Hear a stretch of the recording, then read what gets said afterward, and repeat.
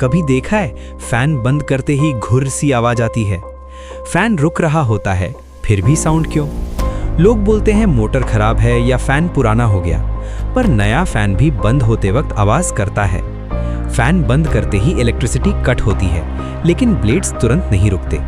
Motor के अंदर magnetic field collapse होता है और बेरिंग्स के फ्रिक्शन से साउंड निकलता है।